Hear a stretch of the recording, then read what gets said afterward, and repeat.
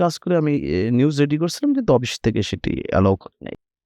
আমি যখনই প্রমোশনের কথা বলতাম যে, "তোমার চাকরি আছে এটা তো অনেক।" খবরের পেছনের মানুষগুলোর সংগ্রাম, কষ্ট, ব্যর্থতা এবং সেখান থেকে উঠে আসার গল্পগুলো নিয়ে নিউজ স্টেশনের ভিন্ন ধর্মী আয়োজন অফ দ্য রেকর্ড। পুরো অনুষ্ঠানের সঞ্চালনায় আপনাদের সাথে আছি আমি ফারজানা জেরিন শ্রাবণ।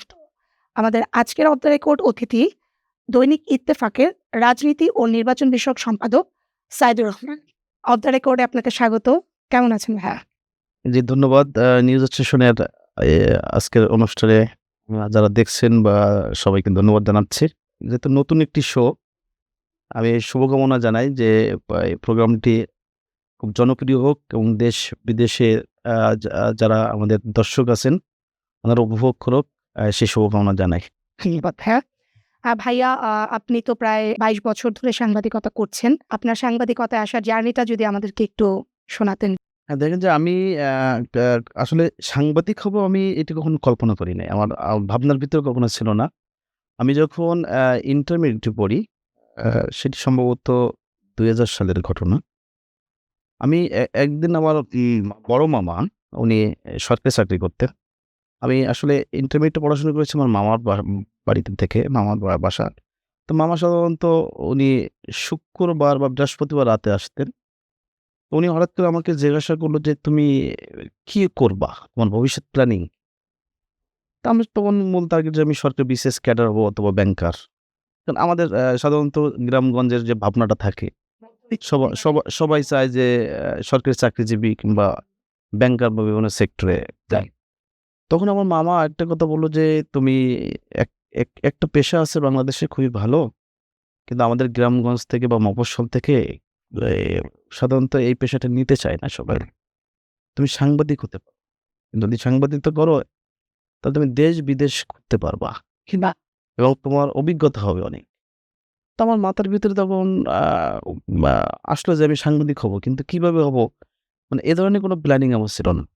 তাহলে বলা যায় যে আপনার মামাই আপনার অনুপ্রেরণাটা জুগিয়েছেন। হ্যাঁ। মানে আপনার ভেতরে যে সাংবাদিক হওয়ার যে মানে বীজটা বপন করে দিয়েছিলেন আসলে আমার বড় মামা উনি এখনো বেঁচে আছেন এবং ইন্টারেস্টিং ঘটনা যখন আমি ঢাকাতে আসলাম ১ম তখন আমার খালাতো ভাইয়ের বাসায় আমি থাকি। ভাই আমাকে গাইড দেয় এবং সকালে আমার কাছে তখন ইত্তেফাক পত্রিকাটা আসতো। প্রত্যেকদিন সকালে। তখন ইত্তেফাক খুব জনপ্রিয় ছিল। অ্যা তখন ওই ইত্তেফাক পড়তাম আর আমার মনের ভিতরে একটা ভাবনা ছিল যে সাংবাদিকতা যদি আমি করি তাহলে ইত্তেফাকেই আমি করব। মানে আমার ভিতরে এরকম একটা তাড়না ছিল, মানে আবেগ কাজ করত যে ইত্তেফাকই করব। এরপর আমি যখন হলো আমি ১ম ঢাকা ইউনিভার্সিটিতে ভর্তি পরীক্ষা দিলাম। যথারীতি আমি চান্স পেলাম। চান্স পাওয়ার পরে আমি আমার মামা কিংবা আরো গুরুজনদের সাথে যখন কথা বললাম, তখন আমার মামা সাজেস্ট করল ওই যে আবার যে ব্যা মানে মধ্যবিত্ত পরিবারের যে ট্র্যাডিশন, অ্যা "তুমি এক কাজ করো, তুমি জিওগ্রাফিতে ভর্তি হও।" আমার মামা কিন্তু ইউ-টার্ন নিল। আচ্ছা।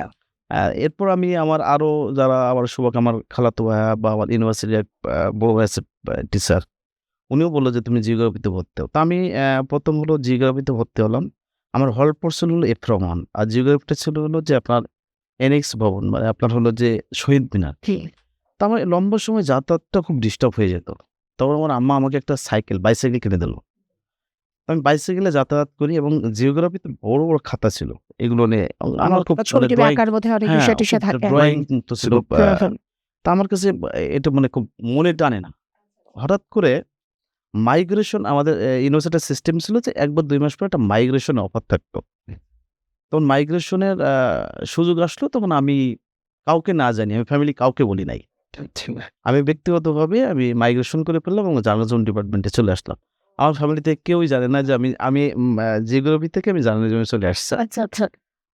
ক্লাস শুরু করার পরবর্তীতে তারা জানলো যে বলল যে, "তুমি তো জিওগ্রাফিতে ছিলা।" আমি বললাম, "না, আমি মাইগ্রেশন করে জার্নালিজমে চলে আসছি।" আচ্ছা। এরপর ইন্টারেস্টিং ঘটনা, আমি যখন জার্নালিজম ডিপার্টমেন্টে ভর্তি হলাম, আমি তখন হলো আমার ডিপার্টমেন্টের চেয়ারম্যান ছিলেন ডক্টর গোলাম রহমান। জি। আমি ১ম হলো তখন ইত্তেফাকের একটা ম্যাগাজিন ছিল, স্পোর্টস ম্যাগাজিন, ক্রীড়ালোক। খুব জনপ্রিয় ছিল ওই সময়। আমি ১ম উনাকে তখন একটা সম্ভবত বাংলাদেশের সাথে কোনো একটা দেশের ক্রিকেট সিরিজ চলতেছিল। আচ্ছা। ওই সিরিজের মতামত নিয়ে উনার একটা আমি করলাম আরকি সাক্ষাৎকার নিলাম। ১ম আমার ২০০৪ সালের ঘটনা। এই যে আমার শুরু করলাম তখন আমার ভিতরে আমাকে সাংবাদিক হতে হবে। এখন আমাকে তো মানে আপনি তো এখন ট্র্যাকে চলে আসলেন। চলে হ্যাঁ। আসলাম। কিন্তু একটা পর্যায়ে কেরিয়ারে কাজ করার সাথে, সাথে আমি তখন পলিটিক্সও করি। ক্যাম্পাসে পলিটিক্সও করি। আ বড় ভাই মানে হলেরই বড় ভাই, উনারা বলল যে, "তোমার পলিটিক্স করার দরকার নাই। তুমি সাংবাদিক হও।" তা আমি যেহেতু ক্রীড়ালোকে সাংবাদিকতা করে হাফ ডান সাংবাদিক মানে ফুল টাইম তো সাংবাদিকতা করি না। এরপর দিনকালে ঢাকা ইউনিভার্সিটির করেসপন্ডেন্ট হিসাবে উনারা আমাকে বলল যে সাজেস্ট করল যে, "তুমি দিনকালে ঢাকা ইউনিভার্সিটির করেসপন্ডেন্ট হও।" আ তৎকালীন সময়ের ছাত্রদলের প্রেসিডেন্ট আজিজুল বারী হেলাল এবং মরহুম সাধারণ সম্পাদক শফিউল বারী বাপু, উনাদের প্রত্যয়নে আমাকে তখন সম্পাদক ছিল কাজী সেরাজ। তখন দিনকালের ঢাকা ইউনিভার্সিটির করেসপন্ডেন্ট হতে গেলে সাধারণত ছাত্রদল থেকে একটা রিকমেন্ড আচ্ছা, তখন কি লিডিং পার্টি ছিল বিএনপি? হ্যাঁ, তখন বিএনপি লিডিং পার্টি। তখন উনাদের পরামর্শে আমি তখন দিনকালে ঢাকা ইউনিভার্সিটির করেসপন্ডেন্ট হিসাবে আমি জয়েন। এরপর হলো যখন প্রায় ৬ এর লাস্টের দিকে হবে, তখন ঢাকা ইউনিভার্সিটির ইত্তেফাকে ঢাকা ইউনিভার্সিটির করেসপন্ডেন্ট পদটা ফাঁকা হলো। তখন যিনি ইত্তেফাকের করেসপন্ডেন্ট ছিলেন উনিও আমার কাছের বড় ভাই। উনি তখন আমাকে অফার করল যে, "তুমি ইত্তেফাকে আসতে পারো।" আমি যেহেতু পলিটিক্যাল পত্রিকায় কাজ করি আমাকে ইত্তেফাক নিবে কিনা এরকম একটা সন্দিহান। তো বাংলাদেশে তো একটা আপনি নিজেও জানেন যে পলিটিক্যাল ট্যাগ লেগে গেলে তার জন্য খুব নিরপেক্ষ জায়গাতে আসা খুব কঠিন। তাই। প্রায় অসম্ভবই। অসম্ভবই বলা যায়। তো আমি তখন ইত্তেফাকে ট্রাই করি। অন 11 আসলো মাত্র। তখন হলো যে কিভাবে ইত্তেফাকে যাব? যে সাইড দিয়ে যায় তখন বিভিন্ন গ্রুপ থেকে ট্রাই করা হচ্ছে। এদিকে আওয়ামী সাইড থেকে বিএনপি সাইড থেকে তো আমি একটা ট্রাই করলাম। অন্য আদার সাইড থেকে। শেষ পর্যায়ে তখন ঢাকা বিশ্ববিদ্যালয়ের ভাইস চ্যান্সেলর ছিলেন এস.এম.এ ফায়েজ। উনি তখন ব্যারিস্টার মনিরুল হোসেন সাহেবকে আ ফোন করলেন আমার জন্য, সুপারিশ করলেন।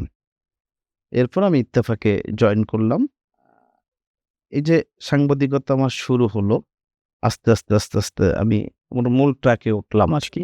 আ ১০ সালের ১ম দিকে আমি ফুল প্লেস ওয়েস্ট বোর্ডভুক্ত আমি স্টাফ হলাম ইত্তেফাকের।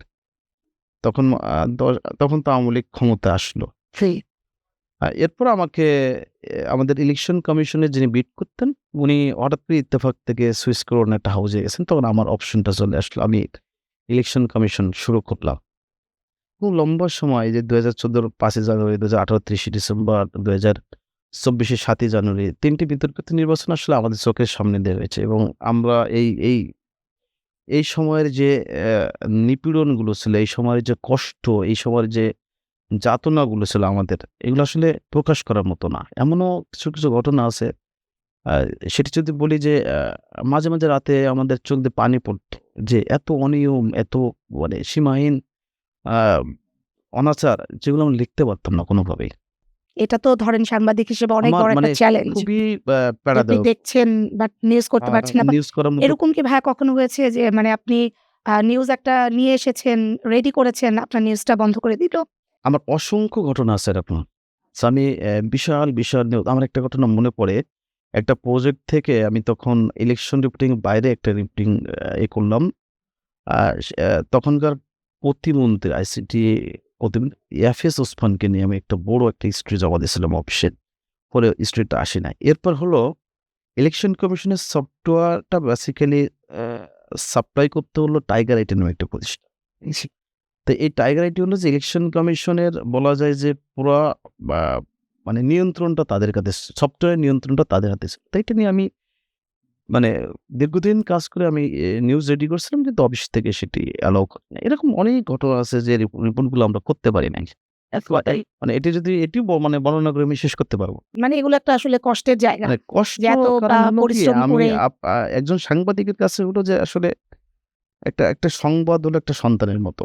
যখন এই সংবাদটা আপনি যখন পরিবেশন বা প্রচারিত হবে, মনে হবে যে আমি একটা নতুন সন্তান উৎপাদন করলাম আরকি।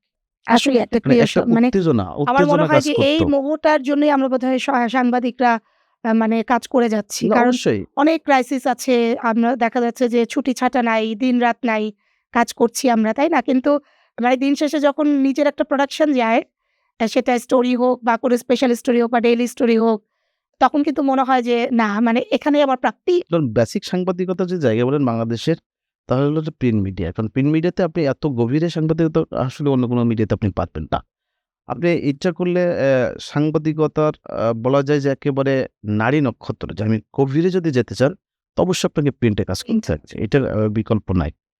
আর যেটি হলো আমি বলছিলাম যে আসলে সাংবাদিকদের তো আসলে বস্তুত আমাদের কোনো সামাজিক বলা যায় জীবন নাই বলতে গিয়ে চলে।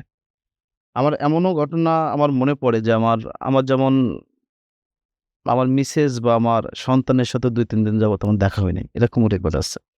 একটু ইন্টারাপ্ট করি ভাইয়া, মানে একটা মজার কোয়েশ্চেন করতে চাই। তো পাত্রের বাজারে তো সাংবাদিকদের সিরিয়াল বলতে গেলে একেবারেই শেষের দিকে। তো মানে কিভাবে বিয়ের প্রস্তাব বা ভাবির সাথে কি অ্যাফেয়ার ম্যারেজ ছিল কিনা? নাকি এটা পুরোটাই অ্যারেঞ্জ ম্যারেজ ছিল? সেই গল্পটা একটু শুনতে চাইবো। না, এটা ইন্টারেস্টিং। আমার মিসেসের সাথে আমার পূর্বে কোনো পরিচয় ছিল না। আর যদিও আমাদের বাড়ি একই ইউনিয়নে। আ আমার হলো খালু, বিশেষ করে উনি মারা গেছেন। উনি আমেরিকান প্রবাসী ছিল, করোনার সময় মারা গেছেন।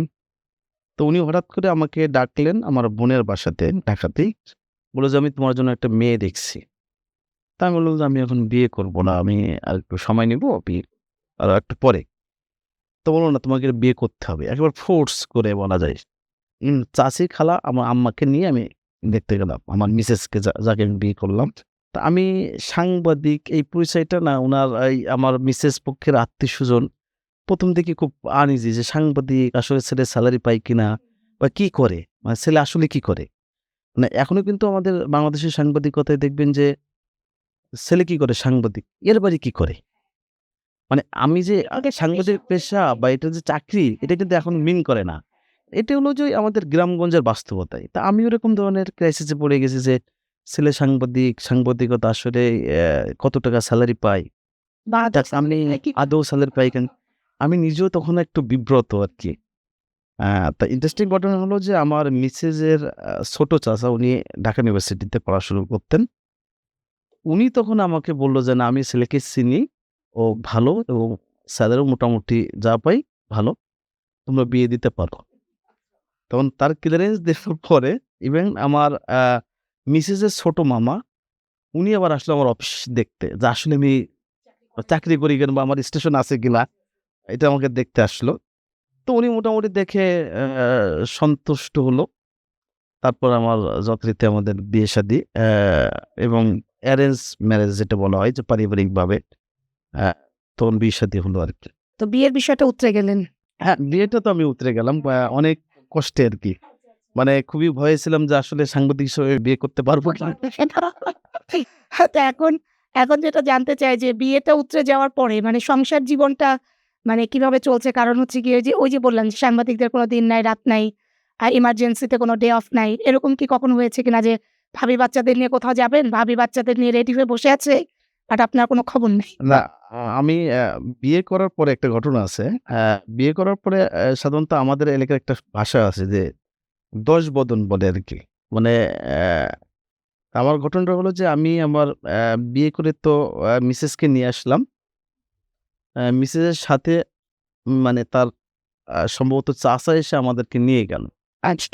আ যাওয়ার পর তখন পলিটিক্যাল ডামাডোলটা খুবই, তখন ২০১৩ সালের ঘটনা। তা আমার চাচা আবার আনতে যাবে আমার মিসেসকে। এটা আমাদের ট্র্যাডিশন আমাদের লোকালি। এর ভিতরে হলো আমরা রেডি হয়ে বসে আছি। আমার চাচাকে পুলিশ অ্যারেস্ট করছে। আর আমি তো একটা মহা বিপদে বিব্রতকর পরিস্থিতিতে পড়ে গেছি। একে তো আমি সাংবাদিক, আমার চাচা আবার পলিটিক্স করতো। আচ্ছা। উনি বিএনপির পলিটিক্স এর সাথে ইনভলভ ছিলেন। উনাকে যখন পুলিশ কর্ডন করে নিয়ে যাবে, তা আমার ইউনিয়ন থেকে পার্শ্ববর্তী ইউনিয়নে যেতে একটা ব্রিজ আছে। একটা ব্রিজ ক্রস করতে হয়। আমি এর ভিতরে গ্রামের যারা গণ্যমান্য ব্যক্তি তাদেরকে বললাম। তখন তারা ওই ব্রিজকে কর্ডন করে পুরা ব্রিজটা আটকে আমার চাচাকে পুলিশের কাছ থেকে ছিনাই নিল। নিয়ে পরে আমার চাচাকে পাঠালো আ আমার এবং আমার মিসেসকে আনার জন্য। ঠিক আছে? পরে যদিও বিষয়টা পুরো এরেঞ্জ করা আমার, মানে আমি তখন একটা প্রেস্টিজের ভিতরে পড়ে গেছিলাম। হুম, হুম, হুম। যে একে তো যে সাংবাদিক একে তো হিসেবে সাংবাদিক, এর মানে ভিতরে এখন কি আমি ক্রিমিনাল আবার ধরা পড়ে কিনা? ক্রিমিনাল ড্র পড়ে গেল। কি কোন পরে যাক ক্রিমিনাল? আমি মিসেসকে নিয়ে আমার চাচা আমার বাড়িতে আবার আসলাম, আমরা ব্যাক করলাম। এর ভিতরে আমি অফিস থেকে ছুটি নিয়েছিলাম ১০ দিন। বলছে বিয়ে-শাদী করব। অ্যা আমি আসছি আমার টার্গেট ছিল যে বাড়িতে আসার পরে একটু আত্মীয়স্বজনের বাসায় বা পার্শ্ববর্তী কোনো জায়গায় ঘুরতে যাব। তো হঠাৎ করে আমার আমি বিয়ে করলাম আ ১২ই এপ্রিল ২০১৩ তে। আমার ১৬ তারিখে ফোন আসলো। আচ্ছা ৪ দিন পরে। হ্যাঁ, ৪ দিন পরে আমার অফিস থেকে ফোন করল। আ আমাদের ইত্তেফাকের আনোয়ার হোসেন মঞ্জু সাহেব, "তা তুমি কোথায়?" মানে আমি যে বিয়ে করতেছি উনি ভুলে গেছেন আরকি। আমি তো বিয়ে-শাদী আমি বললাম যে, "আমি তো বিয়ে করছি মাত্র।" বলছে, "না তুমি ঢাকায় চলে আসো।" ঠিক আছে। তো আমি যথারীতি পরের দিন সকালে মিসেসকে নিয়ে ঢাকায় চলে আসছি। আমার তো ছুটি পুরা ক্যানসেল। এখন আমার মিসেসও খুব আ মানে খুব আনইজি ফিল করল যে, তার তো ছুটি এতদিন কি করবে? আমি করে চলে আসেন। আমি হুট করে চলে আসলাম। আমি নিজেও বুঝি নাই যে আমাকে উনি কেন হঠাৎ করে ডাকলেন। পরে এসে যেটা বুঝলাম যে আমি পরে উনার সাথে দেখা করতে গেলাম। বলল, "আমি তোমাকে ডাকলাম তোমাকে সারপ্রাইজ দেওয়ার জন্য।" সারপ্রাইজটা হলো এরকম যে, "তুমি বিয়ে করছো, আমি তো তোমাকে বিয়ে কোনো গিফট দেই নাই।" আচ্ছা, পরে উনি আমাকে একটা গিফট দিলেন আরকি। আচ্ছা, আচ্ছা। বলল, "এটার জন্য" হ্যাঁ, বলল যে, তোমাকে মূলত ডাকার উদ্দেশ্য হলো এই যে ছুটিটা ক্যানসেল করে তোমাকে একটা গিফট দেওয়ার জন্য।" পরে উনি আমাকে একটা গিফট বলতে কিছু আমাকে সম্মানী দিলেন আরকি যেটা বলা হয়। পরবর্তীতে আমি সময়টা মিসেসের কাছে বললাম যে, "এটি হলো যে উনি আমাকে ডাকছিলেন, উনি আমার বিয়েতে যাওয়ার কথা ছিলেন, যেতে পারেন নাই কোনো কারণে। এই যে কারণে উনি আমাকে এই সম্মানীটা দিছেন। এটা তুমি রাখো তোমার উদ্দেশ্যে।" আমাদের হলো যে এই লম্বা জার্নির ক্ষেত্রে অনেক ধরনের সংকট আমরা মোকাবেলা করেছি। বিশেষ করে যে রাজনৈতিক কারণে যেহেতু আমার পলিটিক্যাল ব্যাকগ্রাউন্ড ছিল যে ৯ সালের পরবর্তীতে যখন আওয়ামী লীগ ক্ষমতায় আসলো, যেহেতু আমার পলিটিক্যাল ব্যাকগ্রাউন্ড ছিল ছাত্রদল করা বা বিএনপির পত্রিকায় চাকরি করা। তখন আমাকে একটা ওই ধরনের পলিটিক্যাল ট্যাগের ভিতরে আমি পড়েছিলাম আরকি। পড়ার কারণে আমি দুর্ভাগ্যজনক ২০১০ এ যখন আমি ইত্তেফাকের ফুল প্লেস স্টাফ হইলাম, এরপর তো ২০২৪ এর ৫ ই আগস্ট পর্যন্ত আমার কোনো প্রমোশন হয় নাই। মানে সরকারি চাকরির মতো আমার ইনক্রিমেন্টও হতো বাট আমার এই ১৪ বছরে আমার কোনো প্রমোশন হয় নাই। আমি যখনই প্রমোশনের কথা বলতাম যে, "তোমার চাকরি আছে এটা তো অনেক।" মানে হ্যাঁ, এমনও ঘটনা ঘটছে আরকি। এবং আমাদের সবচেয়ে বড় কথা হলো যে আমরা যারা মিড লেভেলের সংবাদকর্মী ছিলাম, আমাদের উপরে বিগত ১৭ বছরের দমন পীড়নটা আসলে এত পরিমাণ বেশি, সেটি আসলে প্রকাশ করার মতো না। আমার সাথে বেশ কিছু অনাকাঙ্ক্ষিত ঘটনাও ঘটেছে। আমি যদি সেটি উল্লেখ করি, যেমন আমি একটু পলিটিক্যালি খুব এনগেজ বেশিরভাগই। বলা যায় যে আমার ইত্তেফাকের কারণবাজার অফিসে মোটামুটি ছাত্রদল, যুবদল, স্বেচ্ছাসেবক দলের বেশ কিছু পোলাপান তারা আমার সাথে ইউনিভার্সিটি লাইফ থেকে কানেক্ট। তারা যোগাযোগটা মেইনটেইন করে বা বিগত আন্দোলন সংগ্রামের সময় তারা সেফ কোনো জোন ছিল না। মানে আড্ডা দেওয়ার জন্য। তা সাধারণত আড্ডার খুব বলা যায় সুইটেবল প্লেস হিসেবে তারা কারণবাজার পত্রিকা অফিসের সামনে বা টেলিভিশন অফিসের সামনে যখন রাজনৈতিক কর্মীরা আসতো সাধারণত পুলিশ কিন্তু ডিস্টার্ব করতো না। তা সেই জায়গা থেকে ওরা ইত্তেফাকের ওনারা আসতেন, আমরা আড্ডা দিতাম। তো হঠাৎ করে একদিন আমাদের উপর হামলা হলো। কারণ বাজারের যুবলীগের বেশ কিছু সশস্ত্র ক্যাডার ওনারা আমাদের উপর হামলা করলেন। আমার সাথে বিএনপির সমাবেশ থেকে বেশ কিছু নেতাকর্মী, আমার লোকাল নেতাকর্মী ওনারা আমার সাথে দেখা করতে আসছিলেন। ওনাদেরকে মারধর করল। আমিও অ্যাসাল্ট হলাম। কিন্তু আমি কোনো পত্রিকায় নিউজও করিনি, কোনো সোশ্যাল মিডিয়াতে উল্লেখও করিনি। আমাকে এমন মানে এহেন কোনো কাজ নাই মানে গোয়েন্দা সংস্থা থেকে শুরু করে আমাকে প্রচন্ড প্রেশার দেওয়া হতো মানসিকভাবে। ইভেন এমন হয়েছে যে ইলেকশন কমিশনের সামনে একবার আমাকে অ্যারেস্ট করতে গাড়ি আসছে। আমি তখন বের হয়ে আসছি, তখন হঠাৎ করে এক বড় ভাই বলল যে, "এরকম তোমাকে অ্যারেস্ট করা হতে পারে?" তখন আমি তাকে বললাম, "আমার কোনো সমস্যা নেই অ্যারেস্ট করলে। যদি মনে হয় আমি কোনো অন্যায় করছি তো অ্যারেস্ট করবে।" যাক কোনোভাবে হোক আমি সেখান থেকে সেভ হয়ে আসলাম। পরবর্তীতে ইলেকশন কমিশন থেকে আমাকে ফর্মালি শোকজও করা হলো। আমি মানে চিঠি দিয়ে ইলেকশন কমিশন। আচ্ছা, আচ্ছা। আমি একটা নিউজ করছিলাম। নিউজটা ছিল এরকম ২০১৪ এবং ১৮ সালে যেসব নির্বাচন কর্মকর্তা দায়িত্ব পালন করেছে, উনারাই আবার পুনরায় ২০২৪ সালে দায়িত্ব পালন করছে। তার মানে 14-18 বিতর্কিত নির্বাচনে যারা ভোট গ্রহণ কর্মকর্তা তাদেরকে আবার নিয়োগ দেওয়া হচ্ছে। এর বাইরে নতুন কাউকে নিয়োগ দেওয়া হবে না।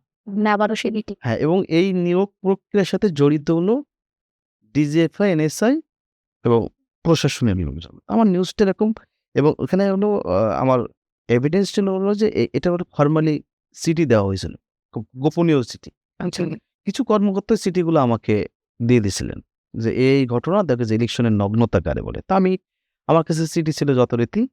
তা আমাকে ইলেকশন কমিশন থেকে নিউজটা পাবলিশ হওয়ার পরে ফরমালি চিঠি দেওয়া হতো। নিউজটা আপনি পাবলিশ করতে পেরেছিলেন। হ্যাঁ, নিউজটাই পাবলিশ করতে পেরেছেন। কিন্তু আমার নিউজটা হলো যে যেভাবে টিপ্পেন দেওয়ার কথা ছিল আমাকে ব্যাক পেজে টিপ্পেন দেওয়া হয়েছে। তাতে আমি খুশি যে না, জাতি জানতে পারল। এরপর আমার ইলেকশন কমিশন থেকে তৎকালীন সচিব জাহাঙ্গীর সাহেব, যিনি এখন কারাগারে আছেন, উনি সরাসরি নির্দেশ দিলেন যে ওকে শোকজ করো। কেন, সে তথ্য কোথায় পেল সে?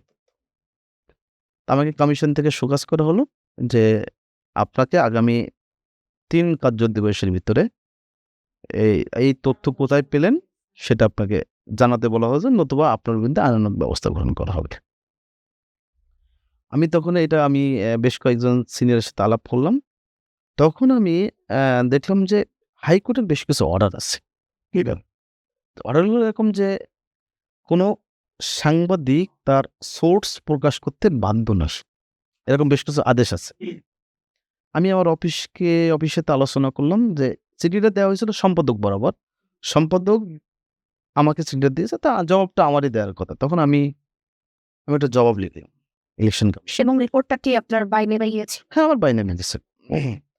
পরে আমি জবাব লিখলাম যে আপনারা যে চিঠিটা আমাকে দিয়েছেন সেখানে আমি আপনার সোর্স প্রকাশ করতে বাধ্য নই, কারণ হাইকোর্টের আদেশ আছে কোনো সাংবাদিক তার সোর্স প্রকাশ করতে পারবে না। আমি এবং ওই বিচারপতি যে কোর্টে রায় দেয়া আছে, রায়ের একেবারে সূত্র উল্লেখ করে আমি ওনাদেরকে চিঠি দিই একদম সরাসরি। দেওয়ার পরে কমিশন ভড়কে গেছে। হ্যাঁ, তারা মনে করছে যে আমি সরি বলব। তা আমার কথা হলো যে আমি তো সোর্স আমি তো সেটা কখনো বলব না। কারণ আমাদের সাংবাদিকদের মূল সম্পদ বলা যায়, অ্যাসেট হলো সোর্স। কোনোভাবে বলার আমার সুযোগ নাই। আমি কমিশনকে চিঠি দেওয়ার পরে তখন আমাকে সিসি মহোদয়, আমি আমার তৎকালীন সেক্রেটারি আমার সংগঠনের, আমরা গেলাম যে স্যার এই ধরনের একটা চিঠি আমাদেরকে দেওয়া হলো, এটা কোনো আপনারা দিতে পারেন কিনা? কারণ লিগ্যাল গ্রাউন্ড আপনি পারেন না। কারণ আদালতের আদেশ আছে যে কোনো প্রতিষ্ঠান কোনো সাংবাদিকের জানতে পারেন না। তখন উনি বলল ঠিক আছে, এটা যেটা হয়েছে এটা আপনারা বাদ দেন, এটা নিয়ে আপনাদের আগানোর দরকার নেই। পরে ওখানে একটা মিউচুয়াল সেটেল হয়ে গেল। সাইদুল ভাই, আসলে যেটা দেখি যে মানে সবসময় সব পলিটিক্যাল গভর্নমেন্টের সময় দেখি যে সাংবাদিকরা সবসময় একটা চাপে থাকে। সেটা যদি আমরা লাস্ট ইন্টারিম গভর্নমেন্টেও দেখি যে সাংবাদিকদের উপরেই কেন যেন একটা ক্ষোভ, একটা চাপ সবসময়, সেটা সব গভর্নমেন্টের ক্ষেত্রেই দেখে আসছি।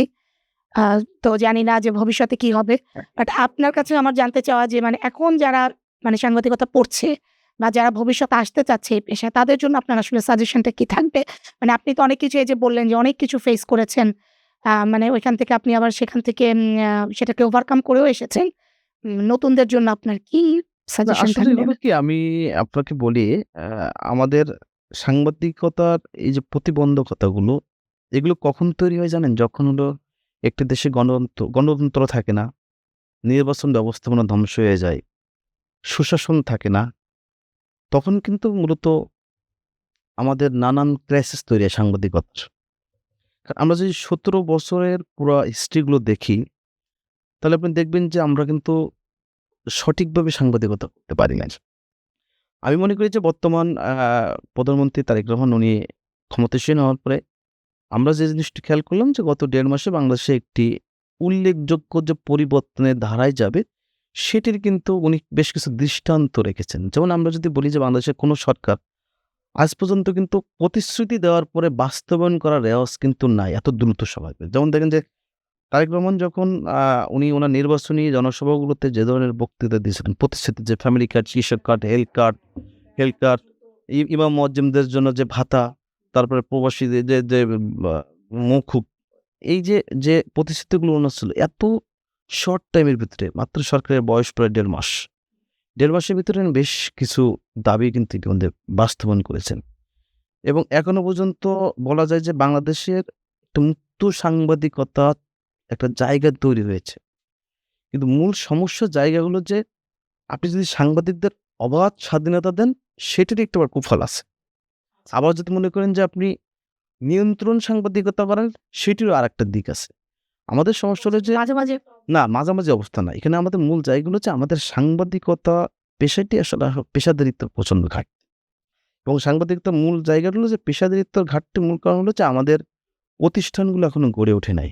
আমরা যদি দেখেন যে সাংবাদিকতা যে জায়গাগুলো আছে, যদি আমরা ঢাকা ইউনিভার্সিটি জার্নালিজম ডিপার্টমেন্ট বা বিভিন্ন বিশ্ববিদ্যালয়ের জার্নালিজম ডিপার্টমেন্টগুলো তো আছেই। মানে দেখবেন যে ইউনিভার্সিটি সাংবাদিকদের গুলোতে হয়তো জার্নালিজম ডিপার্টমেন্ট যারা, তারা হয়তো আপনাকে সাংবাদিকতার নৈতিকতাগুলো শেখাচ্ছে না না। নৈতিকতা শিখাচ্ছে এবং দেখবেন যে বিগত ১৭ বছরে প্রায় 80% স্টুডেন্ট, জার্নালিজম স্টুডেন্ট তারা কিন্তু সাংবাদিকতা আসে নাই। আচ্ছা। এটার কিন্তু বেশ কিছু কারণ আছে। কারণ আমাদের সাংবাদিকতার মূল সমস্যা হলো যে বেতন কাঠামো খুবই দুর্বল, চাকরির কোনো স্থায়িত্ব নাই, একটা অনিশ্চিত জীবন। আসলে এরকম একটা অনিশ্চিত জীবনে আসলে অনেকে আসতে চায় না। মানে ক্যারিয়ার হ্যাঁ, হিসেবে অন্তত খুবই, তো নাই। খুবই কঠিন, কারণ আসলে তো কঠিন সার্ভাইভ করতেই হয় হ্যাঁ, দিন শেষে। সেই জায়গাতে যারা নতুন প্রজন্মের সাংবাদিকতায় আসবে বা আসতে চান, তাদের সে একটা বক্তব্য যে আপনারা যদি আপনি সাংবাদিক হতে চান, তাহলে আপনাকে প্রথম হলো যে আপনাকে বস্তুনিষ্ঠ সাংবাদিকতা আপনাকে অগ্রসর হতে হবে। আপনাকে তথ্য নির্ভর সাংবাদিকতা করতে হবে। আপনাকে আগে সাংবাদিক হতে হবে। যে আপনি সাংবাদিক। আপনি যদি ভিউ নির্ভর সাংবাদিক হন, আপনি যদি সসিস জার্নালিজম করতে চান, আপনি যা দেখলেন তাই লিখলেন, এ ধরনের সাংবাদিকতা আপনি সাময়িক হয়তোবা পপুলারিটি পাবেন। বা সীমাবদ্ধতাগুলো না জেনে আপনি হ্যাঁ, আপনি সাময়িক পপুলারিটি পাবেন। কিন্তু দীর্ঘমেয়াদী হলে আপনি কিন্তু ভালো সাংবাদিক হতে পারবেন না। হ্যাঁ, আপনাকে ভালো সাংবাদিক হতে গেলে আপনার প্রথমত হলো সাংবাদিকতার নর্মস গুলো আপনাকে জানতে হবে। এবং A to Z জেনে আপনাকে সাংবাদিক হতে হবে এবং ভালো প্রতিষ্ঠান হতে হবে। যে প্রতিষ্ঠান আপনাকে কাজ করার স্বাধীনতা দেবে পূর্ণ। যে প্রতিষ্ঠানে আপনার আর্থিক নিশ্চয়তা আছে। আরেকটা বিষয় একটু জানতে চাচ্ছি ভাইয়া, যে মানে এই যে সাংবাদিক সংগঠনগুলো যে আছে, যেগুলোকে আমরা দেখি প্রায় ইনঅ্যাক্টিভ, শুধুমাত্র টিকনিকের সময় খুব অ্যাক্টিভ দেখি, শীতকালে বিভিন্ন টিকনিক করছে। তো এই সাংবাদিক ইউনিয়নগুলার মানে এক্ষেত্রে কতটুকু অবদান? এই যে সাংবাদিকদের চাকরি চলে যাচ্ছে বা এই যে এরকম মানে মানবেতর জীবনযাপন করছে না অনেক সাংবাদিক, বেতন পাচ্ছে না অনেক হাউসগুলো। মানে আপনি কি মনে করেন কিনা যে তাদেরও একটা দায়বদ্ধতা আছে যে এই হাউসগুলোকে বা গভর্নমেন্টকে এটার একটা জবাবদিহিতার আওতায় আনা? যে মানে এই পেশাটাকে কেন এত মানে নেগলেক্ট করা হচ্ছে বা এরকম নেগলিজেন্সির মধ্যে দিয়ে যাচ্ছে? না দেখেন এক্ষেত্রে কিন্তু অবশ্যই আমাদের সাংবাদিক সংগঠনগুলোর একটা ভূমিকা আছে। যেমন জাতীয় প্রেস ক্লাব আছে, ঢাকা রিপোর্টার্স সমিতি আছে বা আমাদের ঢাকা সাংবাদিক ইউনিয়ন, বাংলাদেশ ফেডারেল সাংবাদিক ইউনিয়ন। বিশেষ করে ৪ টা বডি মূলত হলো যে আমাদের সাংবাদিকদের অধিকারগুলো নিয়ে কথা বলে। যেমন আমি করোনাকালীন আমি দেখেছি যে করোনাকালীন কিন্তু যেমন প্রেস ক্লাব অসহায় সাংবাদিকদের কিন্তু আ বলা যায় যে চাউল-ডাউল এগুলো কিন্তু বাসায় পৌঁছে দেওয়া হয়েছিল। প্রেস ক্লাবের পক্ষ থেকে যেমন ডিআরওর পক্ষ থেকেও দেওয়া হয়েছিল। কিন্তু আমাদের যে সমস্যার জায়গাগুলো হয়ে গেছে যে এসব সংগঠনগুলোতে বিগত সময়ে রাজনৈতিক নেতৃত্বটা বেশি ছিল। যেমন আওয়ামী লীগের সময় আওয়ামী লীগপন্থী সাংবাদিক যে ইউনিয়নটি ছিল, ঢাকা সাংবাদিক ইউনিয়ন বা ফেডারেল সাংবাদিক ইউনিয়ন, তাদের মূল কাজ ছিল হচ্ছে শেখ হাসিনাকে খুশি রাখা। আচ্ছা। এবং আওয়ামী লীগের সাংবাদিকদের মানে তাদের দেখভালের দায়িত্ব ছিল। মানে আসলে চাল-ডাল যার প্রয়োজন তার কাছে আসলে গেছে কিনা মানে সেটা একটা মানে বিষয়। তারা দলীয় দৃষ্টিকোণ থেকে তারা এই ইউনিয়নের যারা নেতা ছিল তার দলীয় দৃষ্টিকোণ থেকে তাদের সাংবাদিকদেরকে মনিটরিং করত। বাকিরা যে সাংবাদিক বা সাংবাদিকতা করে এটা তাদের ভিতরে আসলে ছিল না। সেই জায়গায় শুধুমাত্র ডিআরও থেকে কিছু পেশাদার যারা রিপোর্টিং করতো তাদেরকে কিছু তারা হেল্প করার চেষ্টা করত। বাংলাদেশে একটি মাত্র সাংবাদিকদের সংগঠন আছে ঢাকা রিপোর্টার্স ইউনিয়ন, যেটি মূলত রাজনৈতিক মুক্ত বলা যায় যে রাজনীতির বাইরে। এর বাইরে বেশিরভাগ সংগঠন বা রাজনৈতিকভাবে পক্ষপাতদুষ্ট। কিন্তু আমি মনে করি যে আমাদের সাংবাদিকতা জায়গাগুলোর থেকে বা আমাদের সাংবাদিকদের অধিকার আদায়ের ক্ষেত্রে সবচেয়ে সোচ্চার যে জায়গাগুলো, সেই জায়গাগুলোতে আমাদের সাংবাদিকদের সংগঠন যেগুলো আছে এগুলোতে সুযোগ আছে যথেষ্ট। এবং সেইগুলোতে আমি মনে করি যে আ এখন যেহেতু আ বর্তমান সরকার ওনারা যেহেতু নতুনভাবে একটু নতুন বাংলাদেশ বিনির্মাণ করতে চান, আমি মনে করি যে নতুন বাংলাদেশ বিনির্মাণের ক্ষেত্রে সাংবাদিকদের একটা বড় ভূমিকা আছে। ভূমিকার জায়গা হলো যে আমরা বিগত ১৭ বছরের অপশাসন, কুশাসন বা অপসাংবাদিকতা আমরা ভুলে যেতে চাই। আমরা চাই যে নতুন করে কিছু করি। রাষ্ট্রের বিনির্মাণে আমরা ভালো কিছু করতে চাই। রাষ্ট্রকে কিভাবে ভালো করতে রাষ্ট্র যদি ভুল করে আমি সঠিক পথে বা সংবাদের মাধ্যমে তুলে ধরব যে সরকারি ভুলটা কিসে। সাংবাদিকদের যেমন আপনারা দেখেন যে আমরা যদি সাংবাদিকতার জায়গা দেখি যে ২০০১-৬ সালে বাংলাদেশে কিন্তু মুক্ত সাংবাদিকতা হয়েছিল। সেই সময় কিন্তু দেখবেন যে প্রচুর নিউজ হয়েছে কিন্তু খালেদা জিয়া, তারেক রহমানের বিরুদ্ধে। বাংলাদেশের পত্রিকায় নিউজ করা হয়েছে। আপনি যে 'প্রথম আলো' বা ডিলিস্টটা দেখেন, তারা কিন্তু বিএনপি সরকার ক্ষমতায় থাকা অবস্থায় কিন্তু তারা নিউজ করেছিল। তখন কিন্তু সাংবাদিকতার জায়গাগুলো ছিল। কিন্তু এখন যেটা হয়েছে যে এখন আমি মনে করি যে আমাদের এই নতুন বাংলাদেশ যেটি আমরা প্রত্যাশা করি, জুলাই আগস্ট আন্দোলন পরবর্তীতে জনগণের ভোটে একটি সরকার এসেছে। এই জায়গায় আমাদের সাংবাদিকদের আরো দায়িত্বশীল হওয়া উচিত। আমাদের জায়গাগুলো থেকে জনগণের জন্য আমি সরকারকে সঠিক পথে নিয়ে যাব। কিন্তু আমি কোনোভাবেই মানে বলা যায় যে পেইড সাংবাদিকতা করব না। বা মানে দলের পক্ষে আরেকটা কাজ কি করব। মনে হয় কিনা যে সকল সাংবাদিকরা যদি একটু ঐক্যবদ্ধ থাকা যায়, মানে দলমত জি, আমি নির্বিশেষে। আমি আমি তো মনে হ্যাঁ, মানে করি যে যেটা আমরা দেখি যে এত মানে না ডক্টরদের কোনো একটা প্রবলেম হলো, সব ডক্টর কিন্তু এক লাইনে দাঁড়িয়ে যায়। হ্যাঁ, তো হ্যাঁ। সাংবাদিকদের ক্ষেত্রেই দেখি যে মানে এত না বিভাজন। এটার মূল কারণ হলো যে আমি আপনাকে বললাম যে আমাদের পেশাদারিত্বের প্রচন্ড ঘাটতি। আমাদের আওয়ামীপন্থী, বিএনপিপন্থী ২ টা সাংবাদিক ইউনিয়ন আছে। আবার শুনছি যে জামাতপন্থী আরেকটি সাংবাদিক ইউনিয়ন হয়ে যাবে। আমার মনে হয় এ ধরনের একাধিক ইউনিয়ন থাকলে আসলে আমাদের পেশার অবমূল্যায়নটা হয়ে যায়। আমাদের পেশার এই জায়গা থেকে আমাদের যেটি উচিত যে আমাদের সাংবাদিক সংগঠনগুলোর একটা ইউনিক সংগঠন থাকা উচিত। যে ইউনিক সংগঠনের মাধ্যমে আমি আমার দাবিগুলো আদায় করব। আমার কোনো সহকর্মী যদি ক্ষতিগ্রস্ত হয়, অন্যায়ভাবে ক্ষতিগ্রস্ত হয়, আমরা তার পাশে দাঁড়াতে পারবো তাৎক্ষণিকভাবে। এই যে বিভাজনের কারণে আমরা কিন্তু কি দেখি? অমুকের চাকরি চলে গেছে, ও তো আওয়ামী লীগ। এখন বিএনপি ক্ষমতায় তো আওয়ামী লীগ। নাই। তা আমি দায়টা এড়িয়ে ফেললাম। আমার কোনো সাংবাদিককে যেন আওয়ামী লীগ, বিএনপি, জামাত হিসেবে ট্যাগ না দেওয়া হয়। উনি সাংবাদিক, এটি হলো আমার বড় পরিচয়। এবং এই পরিচয় যদি আমি নিশ্চিত করতে পারি, আমি মনে করি বাংলাদেশের সুশাসন, বাংলাদেশের সাংবাদিকদের অধিকারগুলো নিশ্চিত করা সম্ভব। হ্যাঁ, অবশ্যই। হ্যাঁ, একদম শেষ আরেকটু ছোট্ট একটা প্রশ্ন, একদম ব্যক্তিগত প্রশ্ন দিয়ে শেষ করব। সেটা হচ্ছে মানে আপনার সন্তানরা, বাবা একজন সাংবাদিক, মানে ওরা কি মানে আপনাকে নিয়ে গর্ব করে কিনা, বা এই জায়গাটা যদি একটু বলেন? না এটি আমি আমার খুবই আমার মাঝে মাঝে আমার সন্তানদের সাথে ৩-৪ দিন যাবৎ দেখা হয় না। আমার এটি খুব মাঝে মাঝে পীড়া দেয়। পীড়ার জায়গাটা হলো যেমন আমি বাসায় ঢুকি বেশিরভাগ একটু রাতে। আমি যেহেতু একটু পলিটিক্স এর সাথে এনগেজ বিভিন্ন ধরনের ইনফরমেশন গ্যাদারিং করা লাগে এবং ইলেকশন যেহেতু বিগত ১৫ বছর বাজে ইলেকশনের ভিতর দিয়ে গেছে, সেই জায়গাগুলোতে ইলেকশন নিয়ে কাজ করা, পলিটিক্স নিয়ে কাজ করা, একর থেকে আমি বেশিরভাগ ১টা-২টার দিকে বাসায় ঢুকি মাঝে মাঝে। তা আমার ছেলে হলো সেন্ট জোসেফে পড়ে, মেয়ে OWCA ২ টা পাশাপাশি। তো ওদের মর্নিং শিফট স্কুল। দেখা গেল সকাল ৭ টা আমার মিসেস ওদেরকে নিয়ে যায়। আমি ১টা বা ২ টার দিকে বাসায় ঢোকার পর আমি ঘুম থেকে উঠি সাধারণত ১০ টার দিকে বা ৯ টার দিকে। তো ওরা দেখা গেল আসে ১১ টার দিকে বা ১২ টার দিকে, আমি এর ভিতরে রেডি হয়ে বেরিয়ে আসতেছি। এভাবে এমন ঘটনা হয়েছে যে দেখা গেল ৩ দিন ৪ দিন ওদের সাথে দেখা নাই। মাঝে মাঝে খুব আক্ষেপ করে। ইভেন আমার মেয়েটা যখন হয় ২০১৮ সালে, আমার মিসেস মাঝে মাঝে বলে যে, "তুমি তোমার মেয়েটাকে তো সময় দাও নাই।" আসলে ১৮ সালের পর থেকে আমার লাইফটাও ছিল একটা বোহেমিয়ান জীবনের মতো। আমি সাংবাদিকতা শুধু অফিস আসতাম আর বেশিরভাগই দৌড়াদৌড়ির ভিতরে থাকা লাগতো। ইভেন এমন হয়েছে যে জুলাই আগস্টে আমার নামে আমার সাতক্ষীরাতে আমার থানায় ওখানে মামলা হয়েছিল আমার নামে। মানে এমন একটা পরিস্থিতির ভিতরে আমাদেরকে যেতে হয়েছে। তা আমার সন্তান বড় আমার ছেলে ও মাঝে মাঝে খুব গর্ব করে যে, "বাবা আ তুমি সাংবাদিক।" আমার ফ্রেন্ডরা খুব করে যে, "তোমার বাবা তো বড় সাংবাদিক।" যখন টেলিভিশনে আমি কথা বা মাঝে মাঝে টক শোতে যাই বা করে, তখন আমার ছেলে, "তোমার বাবাকে তো দেখছি আজকে।" হ্যাঁ, বা আমার মেয়েকেও একই অবস্থা। তো ওরা খুব প্রাউড ফিল করে এবং ওরা খুব নিজেরাও খুব যে আমার বাবা সাংবাদিক। তবে আমি আবার পরামর্শ দিই যে, "বাবা তোমরা সাংবাদিক হও না।" কারণ আমার কষ্টের জীবনের সাথে আমি আসলে ওদের জড়াতে চাই না। তো আমার ছেলে বা মেয়ে তারা আমাকে নিয়ে প্রাউড ফিল করে, বাট ওরা সাংবাদিক হতে চায় না। ঠিক আছে ভাইয়া, অনেক ধন্যবাদ। এত ব্যস্ততার মধ্যে আমাদেরকে সময় দিয়েছেন। না, ধন্যবাদ আপনাকে। খুবই প্রাণবন্ত আমরা একটা আ শো করলাম।